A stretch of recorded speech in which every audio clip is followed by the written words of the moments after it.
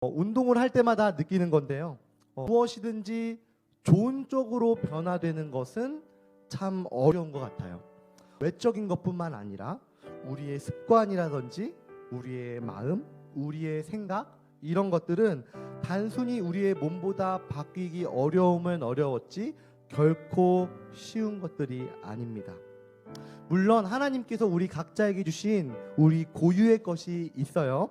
기질이라고 부르죠. 하지만 우리가 살아오면서 우리의 타락한 죄성으로 말미암아 생긴 것들 중에는 바뀌어야 되는 것들이 많다는 거예요. 그리고 정작 그것들은 바뀌기 결코 쉽지 않습니다. 사실 이 질문부터 하는 게 맞는 것 같아요. 여러분은 사람이 변한다고 생각하십니까? 우리 사회는 이 질문에 반반으로 갈리고 있는 것 같습니다. 조금 암울한 이야기를 먼저 하자면 어떤 사람들은 심지어 사람은 고쳐 쓰는 게 아니라고까지 이야기하기도 합니다. 그래서 일각에서는 소위 범죄자들과 같은 이런 질 나쁜 사람들은 변할 기미가 없기 때문에 기대하면 안 된다. 그래서 이 사회를 조금이라도 더 아름답게 지키기 위해서는 처벌을 강화해야 한다라고 이야기하는 사람들이 있습니다. 처벌만이 정답이라는 거예요. 하지만 이와는 다른 주장들도 있어요. 아니다. 처벌만이 정답이 아니고 사람은 충분히 변할 수 있다. 그래서 우리 사회에 소위 문제가 되는 사람들이 있다면 그 사람들을 처벌할 게 아니라 치료하는 쪽으로 관심을 가져야 한다라고 이야기하는 전문가들도 있습니다. 우리가 잘 아는 얼굴이 나왔죠. 몇 년 전 이 두 상반된 입장을 가진 전문가들이 토론을 했던 적이 있었는데요. 바로 경기대 범죄심리학과 교수님이신 이수정 교수님과 정신건강의학과 전문의이신 오은영 박사님이 100분 토론을 하기도 했습니다. 표정부터 아주 극명하게 갈리죠. 누가 사람은 변한다고 이야기했을까요? 맞아, 오은영 박사님이 사람은요 변할 수 있어요 막 이렇게 이야기하는 거예요. 근데 이수정 교수님은 그 사람 때문에 사람이 죽습니다 막 이렇게 이야기해요. 너 T야? 막 이렇게 물어보고 싶었어요. 그런데 한 가지 우리에게 소망을 주는 사실은 성경을 보면 변화를 받은 많은 사람들이 나온다는 것입니다. 그리고 성경은 우리가 어떻게 하면 믿음이 더 좋아질 수 있는지 그 솔루션까지 우리에게 이야기해주고 있다는 거예요. 우리 한번 베드로를 본격적으로 만나보도록 하겠습니다. 베드로는 첫 번째 너무나 즉흥적인 사람이었다는 거예요. 베드로가 배에서 내려 물 위로 걸어서 예수께로 가되 바람을 보고 무서워 빠져가는지라 소리질러 이르되 주여 나를 구원하소서 하니 예수께서 즉시 손을 내밀어 그를 붙잡으시며 이르시되 믿음이 작은 자여 왜 의심하였느냐 하시고. 여러분 때론요 이런 즉흥적인 것이 좋은 점도 물론 있습니다. 이런 즉흥적인 사람들은요 시작을 잘해요. 시작이 반이라고 하는데 이 사람들은 시작을 잘한다는 거예요. 하지만 시작만큼 중요한 것이 있는데 바로 그것은 뭡니까? 끝까지 가야 한다는 거예요. 결단했다면, 무언가를 결심했다면 끝까지 감당해야 하는 것입니다. 내가 하나님을 믿기로 했다, 교회 잘 나오기로 했다, 다짐은 누구나 할 수 있어요. 여러분 간절히 바라기는 여러분 안에 그런 결심이 섰다면 끝까지 그 결단을 지키는 여러분이 되기를 바랍니다. 여름 수련회가 한 달 앞으로 다가왔어요. 너무 감사한 게요, 지난 겨울 수련회도 그렇고 이 수련회가 마치면 여기저기서 아주 귀한 간증들이 넘쳐납니다. 너무 귀한 고백들이 들려옵니다. 하나님을 위해서 이것을 하겠다, 하나님을 위해서 저것을 하겠다, 살아계신 하나님을 만나니 너무 감사하다, 그 하나님께, 나를 구원하신 하나님께 내 모든 일생을 바치겠다 하는 친구들도 생겨납니다.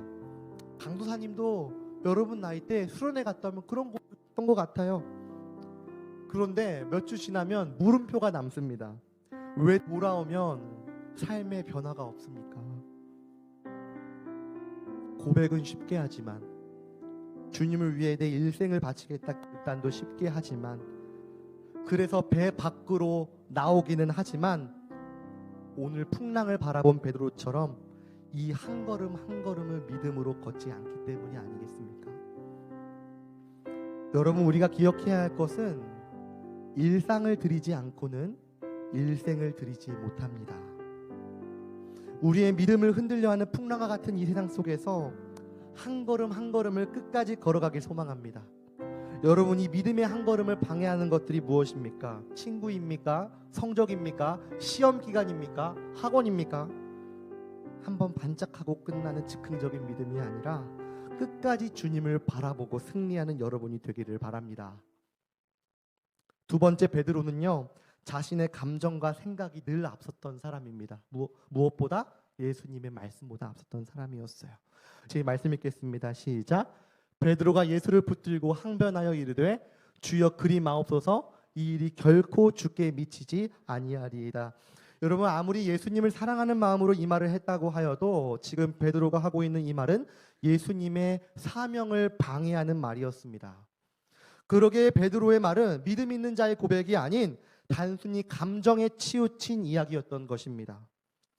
여러분, 우리의 믿음 중에 잘못된 부분이 있다면 성경 말씀 중심이 아닌 내 감정과 내 생각 중심으로 신앙생활을 하는 것이 아닐까 싶습니다. 여러분, 간절히 바라기는 하나님의 말씀이 언제나 먼저라는 사실을 기억하기를 원합니다. 내 감정과 내 생각은 절대 믿을 만한 것이 아니에요. 하루에도 수십 번, 아니 수백 번 바뀌는 게 우리의 생각과 감정이 아닙니까? 그런데 지금 베드로는 그 하나님의 말씀보다, 예수님의 말씀보다 자기의 감정과 생각이 앞서는 실수를 하고 있는 거예요. 여러분, 혹시 우리에게도 믿음에 있어서 내 생각과 판단이 말씀보다 앞서는 모습은 있지 않습니까? 말씀이 기준입니다. 우리의 믿음에 말씀의 기준이 회복되길 원합니다. 베드로는 신앙에 있어서 그 주어가 항상 자기 자신이었어요. 늘 자신감이 넘쳤죠. 그래서 예수님을 자기가 지킬 수 있을 거라고 생각했습니다. 자기는 끝까지 예수님을 떠나지 않을 수 있을 거라고 자신했습니다. 하지만 그렇게 자기 자신이 주어였던 베드로는 실패하게 됩니다. 그는 예수님을 모른다고 3번이나 부인하고 말았습니다. 불과 몇 시간 전에 나는 아닙니다, 나만 믿으세요, 걱정 붙들어 매라고 말했던 자신인데 정작 예수님 곁에 누군가 필요할 때는 예수님을 모른다는 말이 나가버린 거예요. 그리고 62절에 보면 베드로가 심히 통곡했다고 합니다. 여러분, 이 눈물의 의미가 무엇이겠습니까? 아마 자기 자신에 대한 환멸의 눈물이었을 것입니다. 여러분, 하지만 이렇게 베드로의 인생이 끝났다면 오늘 설교 제목인 황골탈퇴의 주인공이 되지 못했을 것입니다. 세상은 사람을 고쳤을 것이 아니라고까지 이야기하는데 하나님은 사람을 고쳐 쓰시더라는 것입니다. 언제나 자기 생각과 감정이 앞서는 사람, 말만 떵떵거리고 늘 결과는 보여주지 못하는 사람, 하나님은 이런 베드로도 바꿔 쓰시더라는 것입니다. 베드로는 주님을 잃었다는 상실감에 과거 어부였던 삶으로 돌아갔습니다. 한때 자신이 예수님의 제자였다는 사실이 부끄러울 정도로 죄책감에 눌려 있었을 거예요. 그날도 아마 나 같은 게 무슨 예수님의 제자라고 한숨 푹푹 쉬면서 갈릴리 바다에서 힘이 다 빠진 그물질을 하고 있었을 것입니다.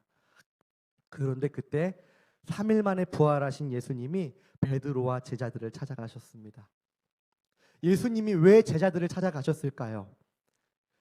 자기들을 배신한 제자들을 복수하러 가셨을까요? 아닙니다. 예수님의 제자들을 찾아가신 것은 제자들은 예수님을 버렸지만 예수님은 그들의 인생을 포기하지 않으셨던 까닭이었습니다. 그물질을 하다 멀리서 예수님을 알아본 베드로가 성질이 급한 나머지 바다에 풍덩 다이빙을 했습니다. 예수님을 향해 헤엄쳐 갔습니다. 물론 스스로 염치가 없다는 것도 누구보다 잘 알고 있었을 거예요. 면목이 있겠습니까? 너무나 죄송했을 거예요. 하지만 베드로는 예수님과 떨어져 있던 그 3일의 공백 시간 동안 한 가지 깨달았던 것이 있었습니다. 바로 그것은 내가 아직도 예수님을 사랑하고 있구나. 내가 아직 예수님을 너무나 그리워하고 있구나. 베드로는 이것을 깨달았던 것입니다. 그래서 뒤로 안 돌아보고 예수님께서 나 혼내면 어떡하지? 이런 고민들 다 뒤로 하고 일단 바다에 빠져들었던 것입니다. 그렇게 3일 만에 마주한 베드로에게 예수님이 말씀하신 것은 야단치는 말씀이 아니셨습니다. 너 그때 왜 그랬어 임마? 넌 진짜 아닐 줄 알았는데 정말 실망했다 하신 것이 아니었어요. 예수님께서 베드로를 만나신 후에 하신 말씀은 다름 아닌 베드로야, 네가 나를 사랑하느냐? 라고 묻는 것이었습니다. 베드로는 자신이 비록 예수님을 버리고 도망갔던 사람이었기에 자신 있게 대답하지 못했지만 여전히 마음 한켠에 예수님을 사랑하고 있다는 그 사실은 부정할 수 없는 거예요. 그래서 소극적으로 대답했습니다. 맞다고, 내 마음을 주님이 아시지 않냐고 고백했습니다. 사실 예수님도 아셨어요. 베드로가 예수님을 부인했던 이유는 예수님을 사랑하지 않아서가 아니라 연약한 나머지 두려워서 그랬다는 것을 말입니다. 그리고 예수님은 베드로가 놓아버렸던 사명을 다시 쥐어주십니다. 바로 사람들을 하나님의 말씀으로 인도하는 것, 하나님이 사랑하시는 양들을 책임지는 것, 하나님이 핏값으로 사신 교회를 돌보는 일이었습니다. 말씀 읽겠습니다. 시작. 그들이 조밥 먹은 후에 예수께서 시몬 베드로에게 이르시되 요한의 아들 시몬아, 네가 이 사람들보다 나를 더 사랑하느냐 하시니 이르되 주님, 그러하나이다. 내가 주님을 사랑하는 줄 주님께서 아시나이다. 이르시되 내 어린 양을 먹이라 하시고. 여러분, 예수님의 사랑이 베드로의 잘못을 덮은 줄 믿습니다. 예수님의 사랑이 베드로의 모든 허물과 연약함을 덮은 줄 믿습니다. 그 누구보다 예수님의 사랑을 덮어주심을 경험했던 베드로였기에 베드로는 이후에 그가 교회에 보내는 첫 번째 편지에 그는 이렇게 썼습니다. 다 같이 읽겠습니다. 시작.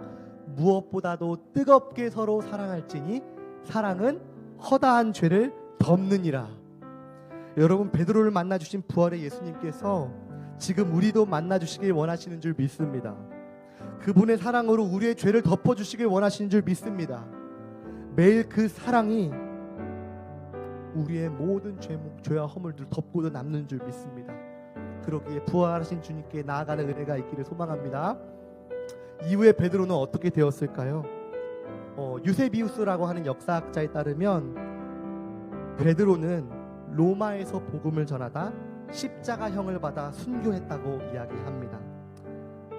유세비우스에 따르면 심지어 베드로는 순교를 당하는 그 순간 과거 자신이 주님을 부인했던 과오를 고백하며 내가 감히 예수님과 똑같이 십자가에 못 박힐 자격이 없다라고 이야기했다 합니다. 그리고 나를 거꾸로 십자가에 매달아 죽여달라고 간청했다고 합니다.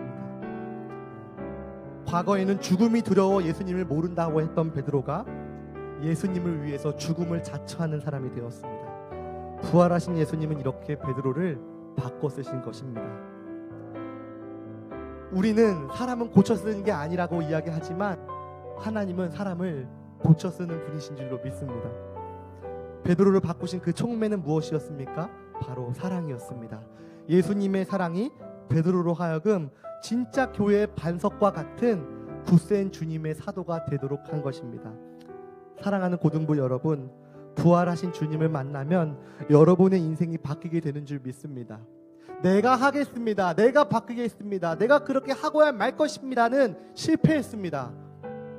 하지만 그럼에도 불구하고 찾아오신 그 부활하신 예수님의 사랑을 만났을 때 변했습니다. 우리 모두 그 예수님의 사랑을 경험하길 소망합니다.